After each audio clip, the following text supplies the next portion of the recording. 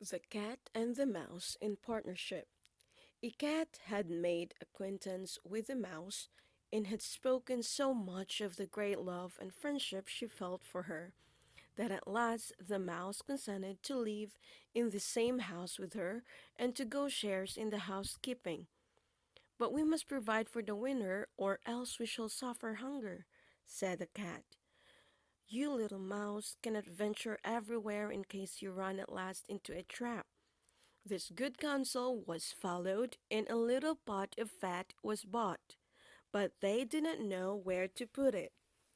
At length, after long consultation, the cat said, "I know of no place where it could be better put than in the church.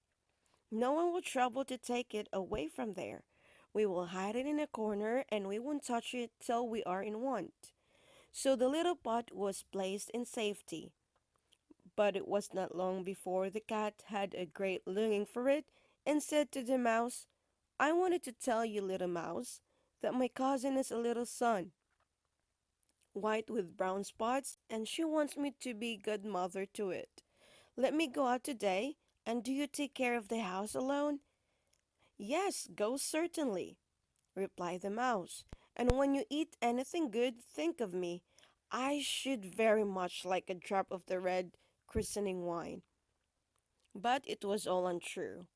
The cat had no cousin and had not been asked to be godmother.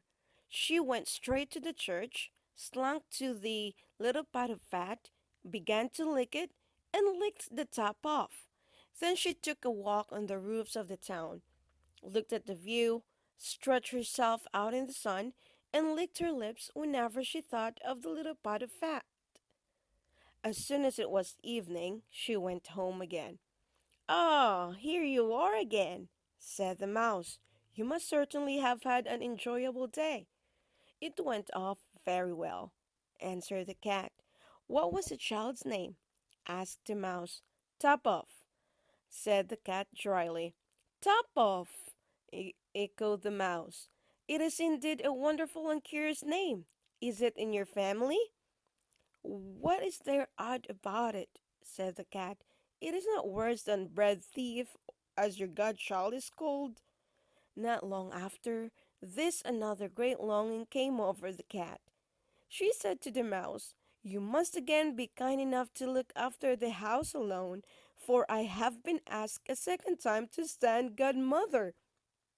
And as this child has a white ring round its neck, I cannot refuse." The kind mouse agreed, but the cat slunk under the town wall to the church and ate up half of the pot of fat.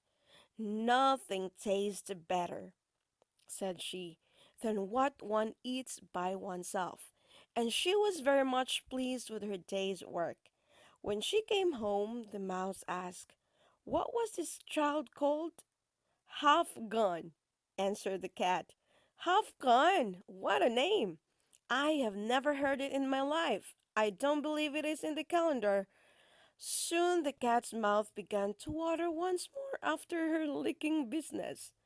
"All good things in threes," she said to the mouse. "I have again to stand godmother. The child is quite black and has very white paws, but not a single white hair on its body. This only happens once in 2 years. So you will let me go out?" "Top off, half gone," repeated the mouse. "They are such curious names. They make me very thoughtful." "Oh, you sit at home in your dark gray coat and your long tail," said the cat, "and you get fanciful. That comes off not going out in the day." The mouse had a good cleaning out while the cat was gone, and made the house tidy. But the greedy cat ate the fat every bit up. "When it is all gone, one can be at rest," she said to herself, and at night she came home sleek and satisfied. The mouse asked at once after the third child's name. "It won't please you any better," said the cat. "He was called Clean Gone." "Clean Gone!" repeated the mouse. "I do not believe that name has been printed any more than the others. Clean Gone? What can it mean?"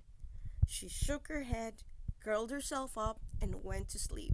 From this time on, no one asked the cat to stand godmother.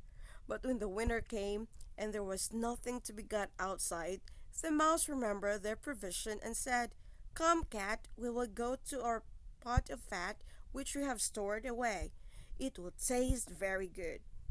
"Yes, indeed," answered the cat. "It will taste as good to you as if you stretched your thin tongue out of the window."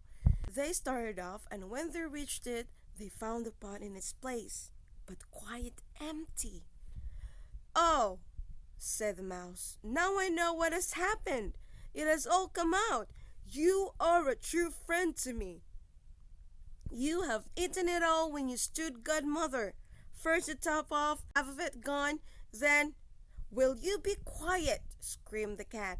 "Another word and I will eat you up." "Clean gone" was already on the poor mouse's tongue, and scarcely was it out than the cat made a spring at her, seized and swallowed her. You see, that is the way of the world.